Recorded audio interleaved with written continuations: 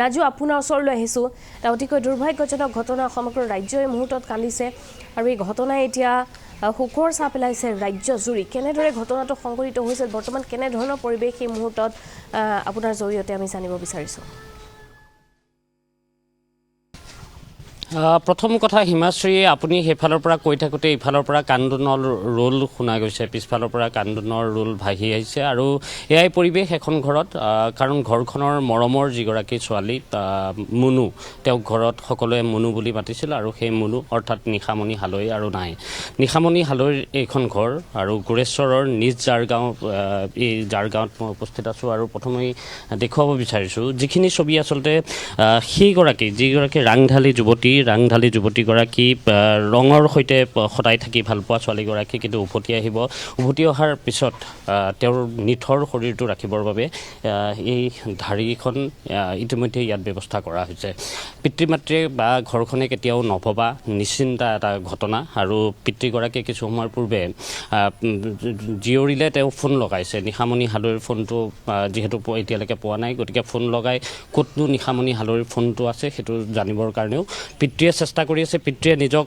ধৈৰ্য তেওঁ ধৰিবৰ চেষ্টা কৰিছে কাৰণ পিতৃগৰাকী যদি ভাগি পৰে তেনেহ'লে বাকী পৰিয়ালৰ আন লোকক ধৈৰ্য ধৰাব নোৱাৰিব তাৰ বাবে পিতৃগৰাকীয়ে বাৰম্বাৰ নিজক চেষ্টা কৰিছে তেওঁ সম্বৰণ কৰিবলৈ চেষ্টা কৰিছে তেওঁৰ যিখিনি দুখ আৰু মই প্ৰথমেই এবাৰ এই ঘৰটো এবাৰ দেখুৱাই ল'ব বিচাৰিছোঁ নিৰ্মীয়মান অৱস্থাত থকা হিমাশ্ৰী এই ঘৰটো এইটো নিশামণিৰ সপোনৰ নিশামণিয়ে নিজৰ যি উপাৰ্জন খুব কম সময়ৰ ভিতৰত নিশামণিয়ে যিহেতু এই বয়স তেওঁ কম বয়সতে নিশামণিয়ে ঘৰখনৰ দায়িত্ব এক প্ৰকাৰ ল'বলৈ শিকিছিল আৰু খুব কষ্টৰে চলি থকা এটা পৰিয়াল পিতৃ মাতৃও তেনেধৰণে পিতৃয়ে টেণ্ট হাউচৰ কাম কৰে তাৰ সমান্তৰালভাৱে পিতৃ মাতৃয়ে নাগাৰা নামৰ পাঠক পাঠিকা হিচাপে আছে নিশামণিয়েও সেই পাঠিকাৰ কাম শিকিছিলে তেনেধৰণে তেওঁ এইখিনি সময়ত জনপ্ৰিয়তা লাভ কৰিছিল আৰু এইবাৰ যিটো ভাস্কৰজ্যোতি বিহুৱা দল সেই ভাস্কৰজ্যোতি বিহুৱা দলৰ সৈতে যিহেতু নিশামণি চুক্তিবদ্ধ হৈছিল আৰু চুক্তিবদ্ধ হোৱাৰ পাছত নিশামণিৰ বহুকেইদিন ধৰি সেই যিটো হুঁচৰি দল ভাস্কৰজ্যোতি হুঁচৰি বিহুৱা দল সেই বিহুৱা দলটোৰ সৈতে আছিল আৰু কালিৰ দিনটোতো তেনেধৰণেই নলবাৰীৰ পৰাই আহিছিল অৰ্থাৎ ঘৰৰ পৰা তেওঁ ওলাই যোৱা নাছিল পূৰ্বৰ পৰাই যিহেতু সেই বিহু দলটোৰ সৈতে চুক্তিবদ্ধ গতিকে বিহু দলটো য'ৰ পৰা যেনেকৈ তেওঁলোকৰ প্ৰেক্টিছ য'ত ৰিহাৰ্চেল হয় সেই ৰিহাৰ্চেল আখৰা হোৱাৰ স্থানৰ পৰাই তেওঁলোকে বিভিন্ন স্থানলৈ যায় কালিৰ দিশাটো তেওঁলোকৰ বহুকেইটা অনুষ্ঠান আছিল পাঠশালাৰ সাদৰীত তেওঁলোকে এটা অনুষ্ঠান কৰিলে তাৰপিছত নলবাৰীৰ কেন্দুকুছিত তেওঁলোকে এটা অনুষ্ঠান কৰিলে আৰু তৃতীয়টো অনুষ্ঠান তেওঁলোকে তামোলপুৰত কৰাৰ কথা আছিল আৰু তামোলপুৰত কৰিবলৈ আহি থকা অৱস্থাতেই এই ঘটনাটো সংঘটিত হৈছে আৰু পৰিৱেশটো এখন ঘৰত কেনেকুৱা পৰিৱেশ হয় সেই পৰিৱেশটো দেখুৱাইছোঁ এই কথাবোৰ ক'ৰবাত আমি এটা শব্দ বাক্য জোৰত ক'লে ক'ৰবাত তেওঁলোকৰ ঘৰখনৰ মানুহখিনিয়ে আকৌ দুখত ভাগি পৰে বুলি তেনেকুৱা এটা শংকাৰ মাজেৰেও কিন্তু আমি এই মুহূৰ্তত এই কথাখিনি ক'বলগীয়া হৈছে এই ঘৰটোও দেখুৱাইছোঁ এইটো পিতৃগৰাকীয়ে কিছু সময়ৰ পূৰ্বতে কৈছে যে তাইৰ যেনেধৰণে তেওঁ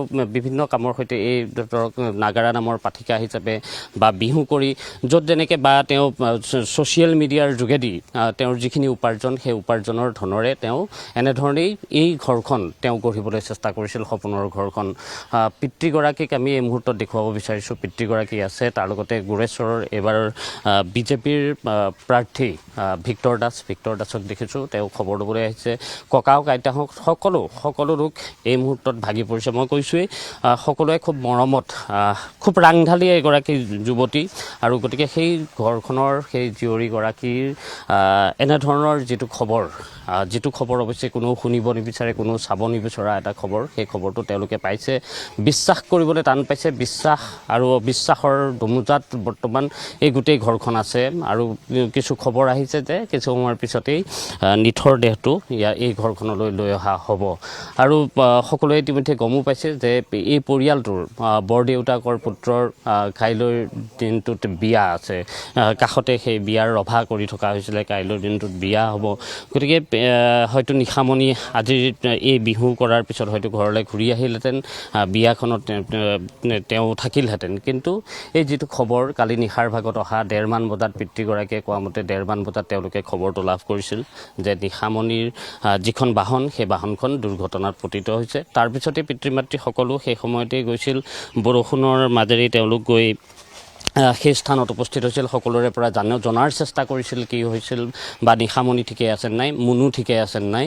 কিন্তু মুনুৰ খবৰটো তেতিয়ালৈকে বহুতেই দিব বিচৰা নাছিল পিতৃ মাতৃক যে মুনু আৰু এইখন পৃথিৱীত নাই। গতিকে সেই যিটো বুকু ভাগি যাব পৰা যিটো খবৰ, সেই খবৰটো তেওঁলোকে পোৱাৰ পিছত এই মুহূৰ্তত সকলোৱে তেওঁলোকক পৰিয়ালটোক সান্তনা দিবলৈ আহিছে। ইয়াত থকা প্ৰতিগৰাকী লোকৰে যদি আমি চাওঁ তেনেহ'লে সকলোৰে চকু সেমেকি আছে। সকলোৱে এই মুহূৰ্তত সেই নিশামণি, যিগৰাকী নিশামণি খুব ৰাংঢালী যিগৰাকী যুৱতী, সেই যুৱতীগৰাকীৰ নিথৰ দেহটো অহাৰেই অপেক্ষা সকলোৱে কৰিছে। আৰু এনেধৰণৰ পৰিৱেশেই সাধাৰণতে এখন ঘৰত, যিখন ঘৰে হেৰুৱাই সেই ঘৰখনে উপলব্ধি কৰিব পৰা, মৰ্মে মৰ্মে উপলব্ধি কৰা সেইটো খবৰ। আমি নাগাৰা, যিযোৰ নাগাৰালৈ নিশামণিয়ে বিভিন্ন স্থানত গৈ নাগাৰা নাম তেওঁৰ যিহেতু মাতৃৰ পৰা শিকিছিল আৰু খুব ভালকৈ আয়ত্ব কৰিব পাৰিছিল, গতিকে সেই নাগাৰাযোৰো এই মুহূৰ্তত দেখুৱাব বিচাৰিছোঁ যে নিশামণিৰ এইযোৰ নাগাৰা বা পিতৃ মাতৃ সকলোৱে এই নাগাৰাযোৰ ব্যৱহাৰ কৰে। আৰু পিতৃয়ে কিছু সময়ৰ পূৰ্বে আমাৰ আগত কৈছে যে নাগাৰা যেতিয়াই বজাবলৈ ল'ম তেতিয়া কেনেকৈ বজাম, নাগাৰাযোৰ কেনেকৈ বজাম, যে নিশামণিৰে সেইখিনি সময়ত মনত পৰিবই বা তাইক পাহৰাম কেনেকৈ সেই কথাখিনি কৈ আছে পিতৃয়ে এই মুহূৰ্তত কান্দি আছে। পৰিৱেশটো আচলতে বুজাব নোৱাৰা এটা পৰিৱেশ হিমাশ্ৰী। এইখিনি সময়ত কথা দুটা শব্দ মই জোৰতকৈ ক'বলৈও এইখিনি সময়ত ভয় লগা এটা পৰিৱেশ, সেই পৰিৱেশৰ মাজত আছোঁ। আৰু এনে পৰিৱেশত অৱশ্যে পোনপটীয়া সম্প্ৰচাৰ কৰাৰো খুব কঠিন, আৰু সেই কঠিন পৰিৱেশৰ মাজতে আমি পৰিৱেশটো এবাৰ দেখুৱাইছোঁ যে কেনেধৰণে এই নিজ যাৰ গাঁও অঞ্চলৰ সকলো লোক কেনেধৰণেই আহিছে তেওঁলোকৰ এই অঞ্চলটোৰ। কাৰণ আমি যিমানেই য'তেই শুনিছোঁ যে নিশামণিক লৈ প্ৰত্যেকৰে এটা এই স্থানৰে সকলোৱে গৌৰৱ কৰিব পৰাকৈ নিজকে ইতিমধ্যেই সাজু কৰি তুলিছিল নিশামণিয়ে। প্ৰতিটো ক্ষেত্ৰতে, সেয়া বিহু নাচৰ ক্ষেত্ৰতেই হওক, সেয়া নাগাৰা নামৰ ক্ষেত্ৰতেই হওক, প্ৰতিটো ক্ষেত্ৰতেই নিজৰ যি প্ৰতিভা, সেই প্ৰতিভাৰ চানিকে ইতিমধ্যেই খুব কম সময়ৰ ভিতৰতে নিশামণিয়ে দেখুৱাবলৈ সক্ষম হৈছিল। আকৌ এবাৰ কৈছোঁ, এই ঘৰখন এটুকুৰা ইয়াৰ যি ইটা আছে, ইয়াৰ প্ৰতিটো স্থানতে যেন নিশামণিৰ সেই যি কষ্ট, সেই কষ্টৰে যিখিনি গঢ়িছিল সেই সকলোবোৰ ইয়াতে সোমাই আছে। আমি অকণমান ভিক্টৰ দাসৰ সৈতে অকণমান কথা পাতিম। ভিক্টৰ দাসক অকণ বাহিৰলৈ মই মাতিছোঁ। পিতৃৰ সৈতে যিহেতু এই মুহূৰ্তত কথা পতাৰ পৰিৱেশ নাই, আৰু দুই এগৰাকীয়ে কৈছে কিছু সময়ৰ পিছতেই ইয়াতে কাষতে থকা যিটো দৌল মন্দিৰৰ সন্মুখতে সকলোৱে ৰাজহুৱা শ্ৰদ্ধাঞ্জলি জ্ঞাপন কৰিব। পৰিৱেশটো বুজাব নোৱাৰা। আপুনি অত্যন্ত মৰ্মান্তিক আৰু আমি বিশ্বাস কৰিব পৰা নাই, আৰু কেনেকৈ বুজাম বা আপোনালোকক কেনেকৈ ক'ম, কোনো ধৰণৰ ভাষা নাই আমাৰ। ভগৱানৰ ওচৰত এটাই প্ৰাৰ্থনা, মা দেউতা পৰিয়ালবৰ্গক শক্তি দিয়ক এই পৰিস্থিতিৰ লগত যুঁজাৰ কাৰণে, আৰু নিশামণিৰ আত্মাৰ চিৰগতি আমি কামনা কৰিছোঁ। সঁচাকেই বৃহৎ ক্ষতি আমাৰ কাৰণে, অঞ্চলটোৰ কাৰণে বৃহৎ ক্ষতি। সঁচাকৈ অঞ্চলটোৰ কাৰণে বৃহৎ ক্ষতি। আৰু ইয়ালৈ অহা প্ৰত্যেকগৰাকী লোকে যদি আমি চাওঁ, আপুনি ওচৰৰে? মোৰ ঘৰ ওচৰত নহয়, মই দূৰত, মই মহৰীৰ পৰা আহিছোঁ খবৰ ল'লে। কাৰণ নাগাৰা নামৰ মোৰ এজন খুব এই প্ৰিয়, আৰু নাগাৰা নাম প্ৰিয় কাৰণে মই আহিছোঁ। নিশামণি হালৈ যেতিয়া ঢুকালে বুলি শুনিছোঁ, মোবাইলত পাইছোঁ। মোবাইলত পোৱাৰ লগে লগে মই কৈছোঁ একবাৰ খবৰ ল'ব লাগিব, সেইকাৰণে আপুনি আহিছোঁ। এইকাৰণে সকলোৱে য'ত যেনেকৈ খবৰ পাইছে তেনেধৰণে সকলো আহিছে। বিভিন্নজন ইয়াত আছে। আমি পিতৃৰ সৈতে এই মুহূৰ্তত কথা পাতিব পৰা অৱস্থাত অৱশ্যে পিতৃ নাই, গতিকে আমি পিতৃৰ সৈতে কথা নাপাতিম। কিন্তু এগৰাকী যুৱকে কিছু সময়ৰ পূৰ্বে খবৰ দিছিল যে ৰাজহুৱা শ্ৰদ্ধাঞ্জলি জনাব ইয়াত।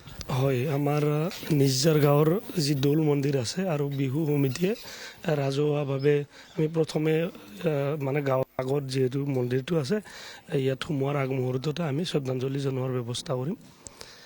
আৰু নিশামণিৰ বিষয়ে আচলতে কৈ শেষ কৰিব নোৱাৰি। মই তেখেতৰ পিতৃ ৰমেন হালৈ, মোৰ বন্ধু হয়, দাদা বন্ধু। আৰু ৰমেন হালৰ যিটো পিতৃ উপেন হালৈ, তেখেত হয়তো 85 বছৰ বয়স হৈছে। তেখেতে এই অঞ্চলত, এই গাঁৱত মানে যি আমাৰ ভ্ৰাম্যমান এটা সময়ত যাত্ৰা পাৰ্টি আছিল, সেই যাত্ৰা পাৰ্টিৰ আৰম্ভণি কৰিছিল। তেখেতৰ পত্নীও ঠিক সেই ধৰণেই আগবঢ়া আছিল। আমাৰ গাঁও অঞ্চলত যথেষ্ট যাত্ৰা পাৰ্টিৰে তেখেত জনপ্ৰিয়তা অৰ্জন কৰিছিল। তাৰে পিছ মুহূৰ্তত ৰমেন হালৈ আৰু নিশামণি, গীতামণি হালৈ, ৰমেন হালৰ উপপত্নী, পিতৃ মাতৃয়েও খুব নাগাৰা নামেৰে অঞ্চলটোত এটা ভাল এটা হেৰি কৰিছিল। তাৰে পিছ মুহূৰ্তত আমি পালোঁ পংকজ হালৈ আৰু নিশামণি হালৈ। পংকজ হালৈ হ'ল ককায়েক এইজন।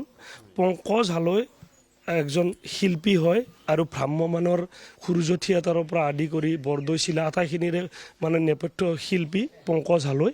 পংকজ হালৈৰ খুব প্ৰতিভা আছে। তেওঁ বিহু ঢোল বজাই, যিকোনো বাদ্যযন্ত্ৰ বজাব দিলে তেওঁ বজাব জানে। পংকজ হালৈ খুব মানে জনপ্ৰিয় আছিল। ঠিক তেনেকৈ নিশামণিক আমি সৰু অৱস্থাৰ পৰা দেখা পাইছিলোঁ। নিশামণিক যদি আপুনি স্কুলত গীত গাব দিয়ে, বিভিন্ন প্ৰতিযোগিতা হয় গীতৰ, আটাইখিনিতে প্ৰথম পুৰস্কাৰ পাইছিল। সৰুকালৰ অৱস্থাত নিশামণিয়ে আচলতে গীতেই বেছি গাইছিল। তাৰপিছত নৃত্য কৰিছিল। আমাৰ দৌল মন্দিৰত হোলী গীতৰ কম্পিটিশ্যন হয়, হোলী গীত গাইছিল নিশামণিয়ে। তাৰে পিছত দেখিলোঁ আমি নিশামণিয়ে সৰু সৰু চুটি ছবিবিলাক বনাই যে, চুটি ছবিবিলাকত তেওঁ অভিনয় কৰে। নাগাৰা নাম দলত মাকক দেখি দেখি মানে সেই শিকিলে খুব সুন্দৰভাৱে। তাৰে পিছত বিহু নাচত আগভাগ ল'লে। বিহু নৃত্য কৰাৰ লগতে নিশামণিয়ে খুব সুন্দৰভাৱে গীত গাব পাৰে।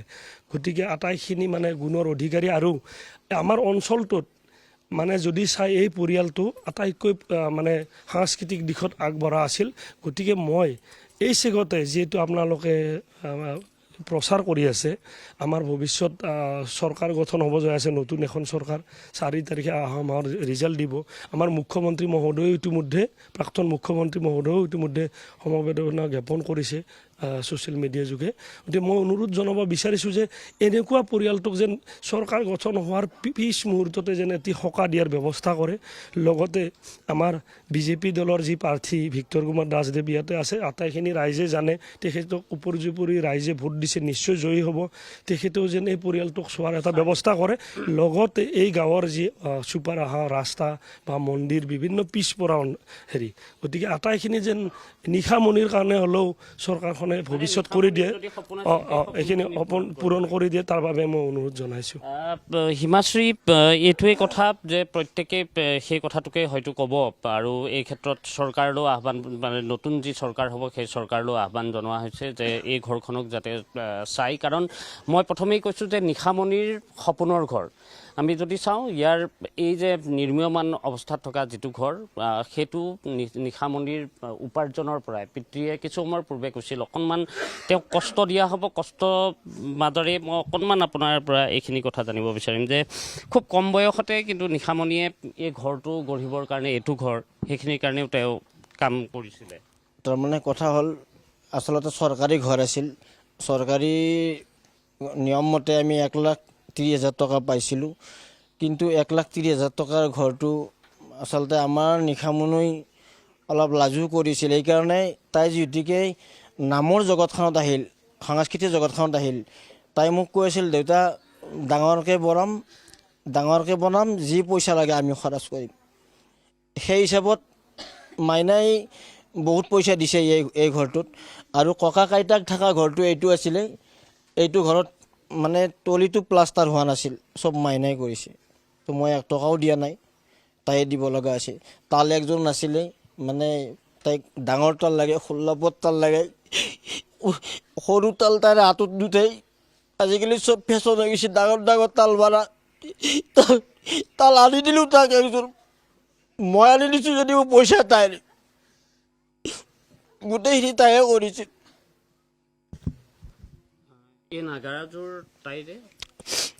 একচুৱেলি নাগাৰাযোৰ তাইৰ নহয়, নাগাৰাযোৰ আমি কিনিছিলোঁ। আমি গোটেই পৰিয়ালটো কিনিছোঁ আমাৰ ঘৰটোৰে। তাইও আছে। আমাৰ চব বাজনা ছেটটো যিমান আছে গোটেইবিলাক আমাৰ নিজা হয়। আমি আমাৰ সহশিল্পীবিলাক ল'লে আমি তেওঁলোকক হাজিৰা দি লৈ যাওঁ। মানে তেনেকুৱা ছিষ্টেম আছিল, কিন্তু আমাৰ গোটেই মিউজিক ছেটটো নিজা। আমিও এটা কথাই বিচাৰিম, কিছু সময়ৰ পূৰ্বে যুৱকজনে যিটো কথা কৈছে যে নিশামণিৰ যিখিনি প্ৰতিভা বা ঘৰখনৰ যিখিনি প্ৰতিভা, তেওঁৰ ককাওক উপেন হালৈ হওক, তেওঁৰ পিতৃ ৰমেন হালৈ, গীতামণি হালৈ মাতৃ, আৰু ককায়েক পংকজ হালৈ বা নিশামণি হালৈ, প্ৰত্যেকৰে নিজৰ নিজৰ প্ৰতিভা আছিলে। সেই প্ৰতিভাখিনি বা এটা সংস্কৃতিবান পৰিয়াল, গতিকে এই নিজ জাৰ গাঁৱৰ যিটো পৰিয়াল, সেই পৰিয়ালটোৰ সমান্তৰালভাৱে এই অঞ্চলটোৰ যাতে নিশামণিৰ সকলো স্মৃতি বা নিশামণিৰ যিখিনি সপোন, সেই সপোনখিনি যাতে আহি থকা সময়ছোৱাত পূৰণ কৰিব পৰা যায়, তাৰ বাবে ব্যৱস্থা কৰাৰ বাবে আহ্বান নতুনকৈ গঠন হ'বলগীয়া যিখন চৰকাৰ হ'ব, সেই চৰকাৰখনলৈ কৰিছে। আৰু তাৰ লগতে ভিক্টৰ দাসলৈও এগৰাকী যুৱকে আহ্বান জনাইছে যে পৰৱৰ্তী সময়ত যাতে ভিক্টৰ দাসেও, যদি তেওঁ জয়ী হয় এই সমষ্টিটোত, তেনেহ'লে যাতে এই পৰিয়ালটোক তথা এই অঞ্চলটোক চাই, বিশেষকৈ পৰিয়ালটোক যাতে সেইখিনি পৰিয়ালটোৰ কাৰণ বহু সপোন, এতিয়া পংকজ হালৈৰ ক্ষেত্ৰতে আমি যদি চাওঁ, সেয়া পংকজ হালৈ, ককায়েক পংকজ হালৈ, তেওঁ এগৰাকী শিল্পী।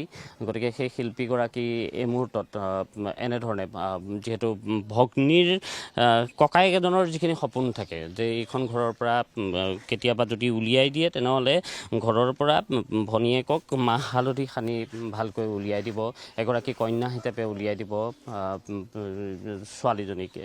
গতিকে সেই যিবোৰ সপোন তেওঁলোকৰ আছিল, সেই সপোনবোৰ কিন্তু পূৰণ তেওঁলোকৰ নহ'ল। নিশামণি এটা নিথৰ শৰীৰহে আজিৰ দিনটোত ইয়ালৈ ঘূৰি আহিব। গতিকে নিশামণিক যদি আমি চাওঁ, তেওঁৰ ভিডিঅ'বোৰ আমি দেখিছোঁ সামাজিক মাধ্যমত, সেইসমূহ ইতিমধ্যে চলি আছে। তাত আপোনালোক লগৰ নেকি? নিশামণিৰ লগৰ? হয়, একেলগে পঢ়া? একেলগে পঢ়া নহয়, বিহু কৰিছোঁ, ককায়েকৰ লগত বিহু কৰিছিলোঁ এবাৰ, নিশামণিৰ ককায়েকৰ পংকজ প্ৰতিম। মানে তাইৰ লগৰে কিন্তু আপোনালোকৰ? লগৰে হয়। একেলগৰ। কেনেকৈ পাইছিলে নিশামণিক আপোনালোকে? বিহুৰ জৰিয়তে লগ পাইছোঁ। বিহুৰ জৰিয়তে তাই প্ৰথম মই চিনাকি হৈছোঁ, ৰং এনাজৰীত কৰিছিলে যোৱা বছৰ, তেনেকেই চিনাকি হোৱা। আগতে তেওঁ সাঁচিপাত বুলি এটা বিহু? হয় হয়, সাঁচিপাততো কৰিছিলে। হয়, আৰু ক'ত আছিলে? আৰু সাঁচিপাত, ৰং এনাজৰী, আৰু ক'ত আছিলে? সাঁচিপাত, ৰং এনাজৰী, বিহু আদল, এইকেইটাত আছিলে। এইবাৰ প্ৰথম ভাস্কৰ জ্যোতিৰ লগত? হয় হয়, এবাৰ ভাস্কৰ জ্যোতিৰ লগত। আপুনিও লগৰ? একেলগে পঢ়া নে বিহুত লগ পোৱা? বিহুৰ জৰিয়তে আমি লগ হোৱা। বিহুৱতী হিচাপে লগ পোৱা। গতিকে নিশামণিক যিখিনি সময়ত আপোনালোকে লগ পাইছিল, কেতিয়াবা তেওঁৰ সপোনৰ কথা বা কিবা কথা আপোনালোকক কৈছে? কেনেকুৱাকৈ লগ পাইছিল? মই নিশামণিক তেনেকৈ লগ পোৱা নাই। নিশামণিৰ ককায়েকৰ লগত মই বিহু কৰি আছিলোঁ। হয় হয়।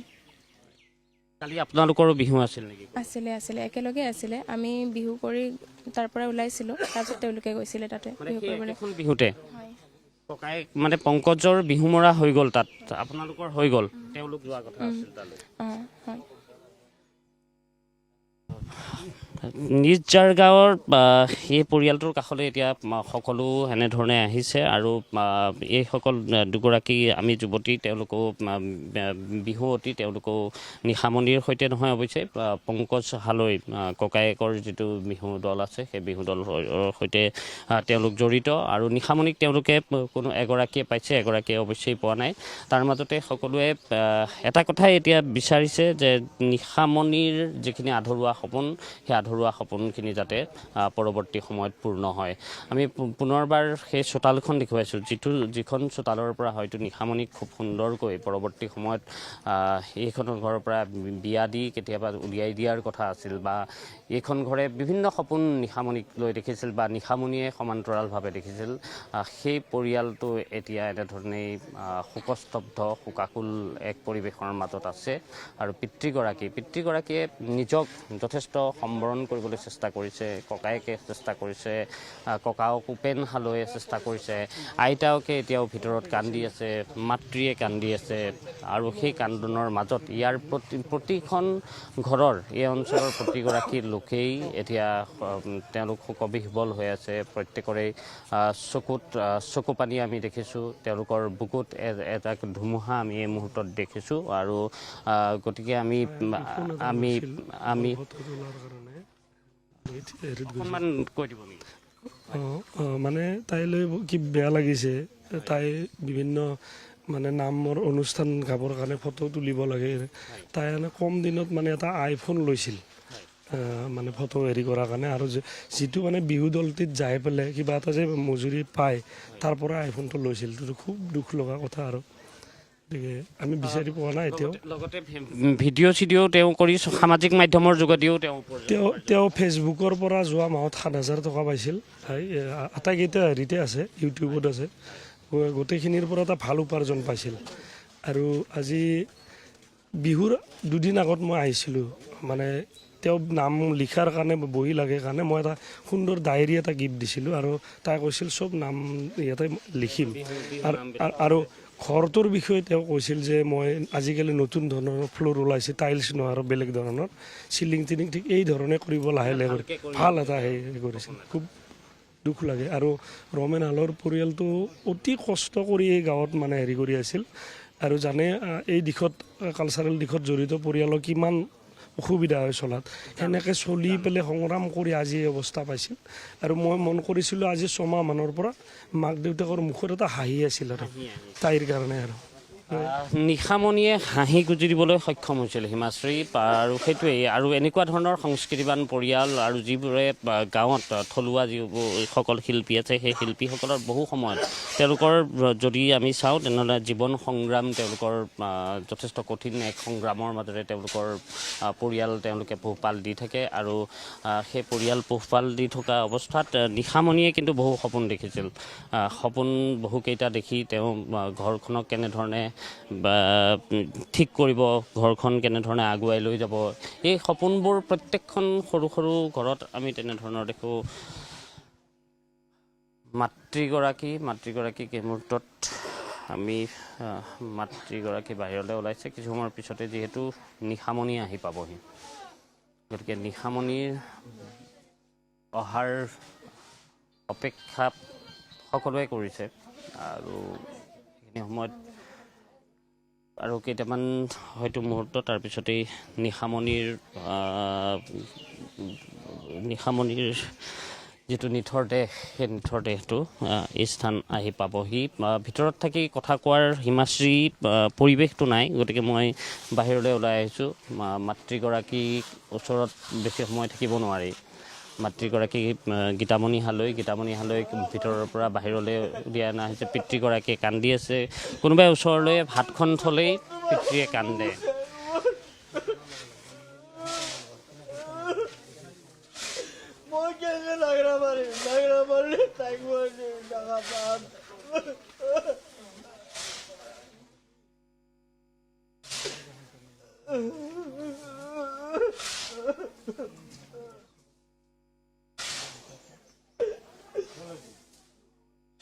সদায় বাকলি থকা আজি তাই হঠাৎ গুচি গ'ল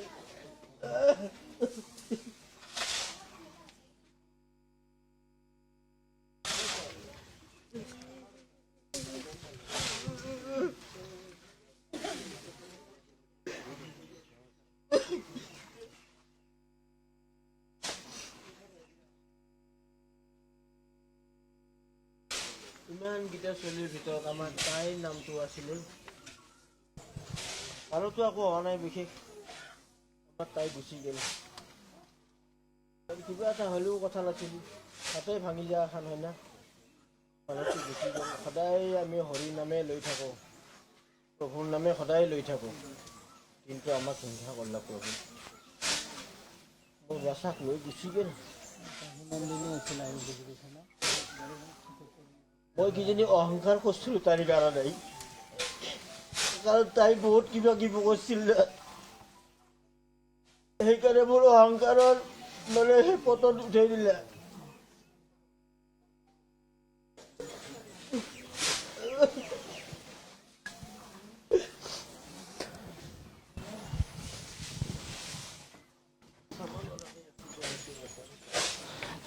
হিমাশ্ৰী এয়াই স্বাভাৱিক আৰু পিতৃগৰাকীয়ে সেই কথাটোৱে কৈছে যে তাইক লৈ অহংকাৰ কৰিছিলোঁ তাই মোৰ অহংকাৰ আছিল আৰু সেই অহংকাৰৰে চাগে মোৰ পতন হ'ল আৰু প্ৰভু ঈশ্বৰৰ নাম সদায় লৈছিলোঁ আৰু লৈ থোৱাৰ পিছতো প্ৰভুৱে কিন্তু আমাৰ কথা নুশুনিলে, তাইক লৈ গ'ল, কঢ়িয়াই লৈ গ'ল বা এনেধৰণৰ কাঢ়ি লৈ গ'ল বুলি কোৱা পিতৃগৰাকী আৰু গোটেই আমি যদি চাওঁ পৰিৱেশটোৱে যদি চোৱা যায় তেনেহ'লে নিশামণিৰ বাসগৃহত এনেধৰণে সকলোৱে ভিৰ কৰিছেহি আৰু এই ঘৰটোৰ বাবে যিটো ঘৰৰ লৈ বিভিন্ন সপোন নিশামণিয়ে দেখিছিল তাৰ বাবে আনি থোৱা সেই শিলগুটিয়ে এতিয়া ইয়াত এই যি পানী বৰ্তমান ইয়াত ক'ৰবাত ডোঙা বান্ধিছে সেই পানীসমূহ তেনেধৰণে দি থকা হৈছে আৰু পৰিয়ালটোৰ কাষত সকলো বৰ্তমান সমবেত হৈছে, সকলোৱে শোকসন্তপ্ত পৰিয়ালক সমবেদনা জ্ঞাপন কৰিব বিচাৰিছে আৰু এই সময়ছোৱাত বুজাব নোৱাৰা এক পৰিৱেশ বৰ্তমান নিজজাৰ গাঁৱত বিৰাজ কৰিছে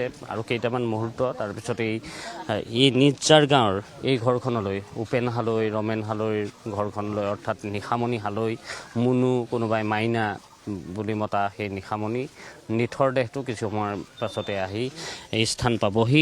স্থানীয় লোক আছে, আমি স্থানীয় লোকৰ সৈতে অকণমান কথা পাতিম। আপোনালোক ওচৰৰে? হয় হয়। নিশামণিক কেনেকৈ পাইছিলে আপোনালোকে? ইফালেও দেখিছোঁ চকু পানী ওলাই আছে। আমি সৰুৰ পৰা লাগাল পাইছোঁ, তাই ভালে আছিল ছোৱালীজনী, ইমান হেৰি নহয় আৰু হঠাতে যে সেনেকুৱা হৈ গ'ল আৰু।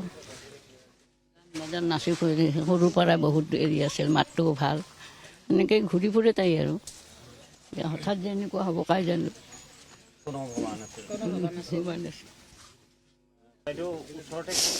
হয়, আমাৰ ভতিজা ছোৱালী হয়। ক'ব নোৱাৰা। সপোনটো ভবা নাছিলোঁ সেনেকুৱা হৈ যাব বুলি আমি।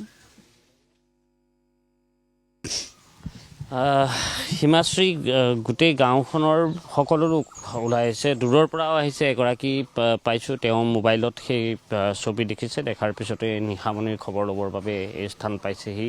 আমি প্ৰথমতে দেখুৱাইছোঁ ঢাৰিখন সাজু কৰি ৰখা হৈছে, হয়তো বাঁহ কাটি কিছু সময়ৰ পিছতে বাঁহ এডাল আনিব, বাঁহৰো তিনি চেও কৰিব। তেনেধৰণেই যিখিনি ব্যৱস্থা আছে, যিখিনি পৰম্পৰা ৰীতি নীতি, সেই ৰীতি নীতিৰ মাজেৰে নিশামণিৰ নিথৰ দেহ যিহেতু অন্ত্যেষ্টিক্ৰিয়াৰ বাবে নিয়া হ'ব, তাৰ পূৰ্বৰ পৰিৱেশটো আমি ঘৰখনৰ দেখুৱাইছোঁ। কাষতে বৰদেউতাকৰ ঘৰ, বৰদেউতাকৰ ল'ৰাৰ বিয়া আছিল। আপুনি ইয়াৰে ওচৰৰে? হয়, মই মামা হয়, নিশা দেউতাক মোৰ মামা হয়। মামাৰ ছোৱালী? হয়, মামাৰ ছোৱালী। বৰদেউতাকৰ ঘৰ ওচৰতে?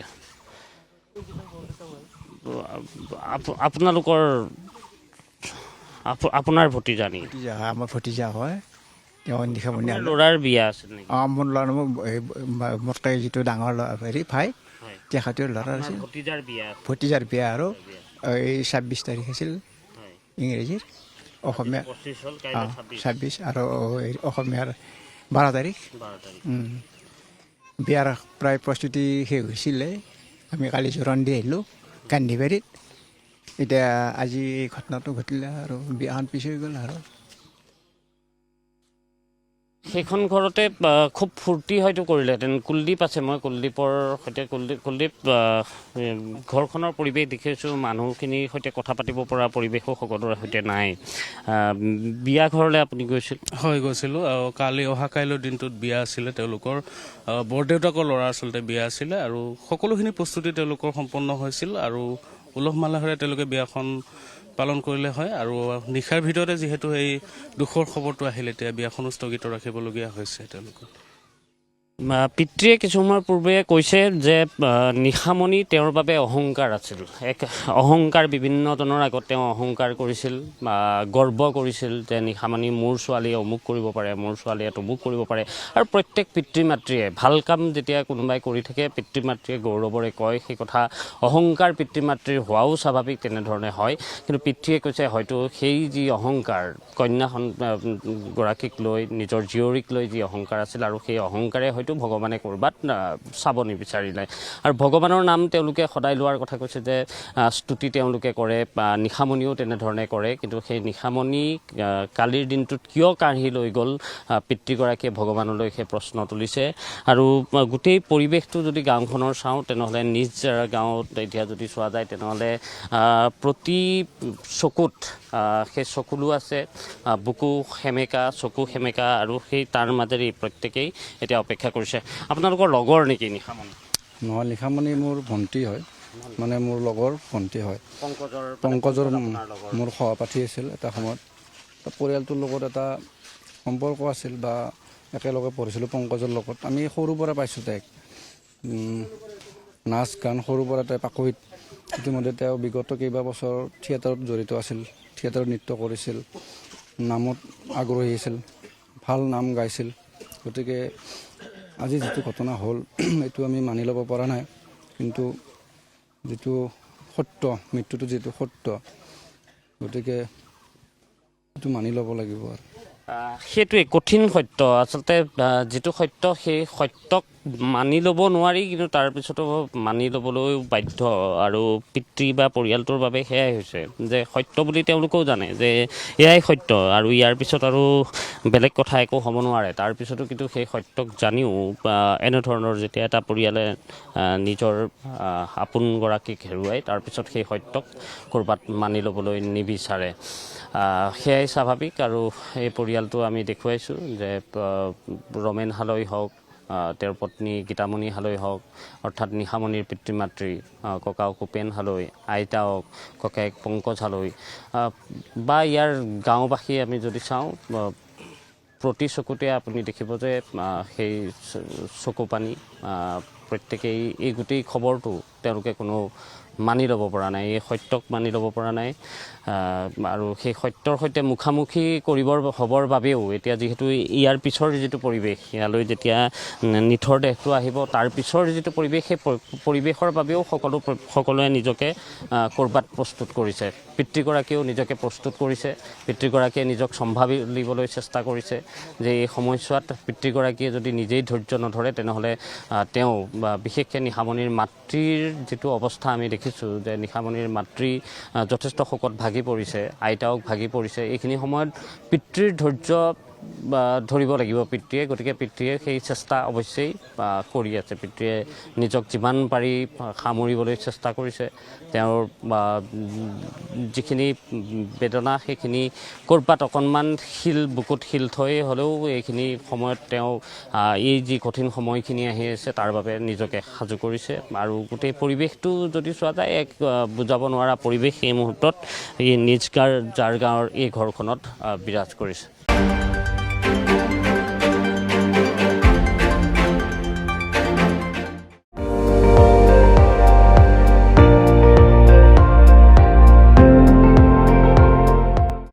আপুনি চাই আছে ND24 সৰ্বশ্ৰেষ্ঠ নহয় সৰ্বোত্তমৰ দৌৰত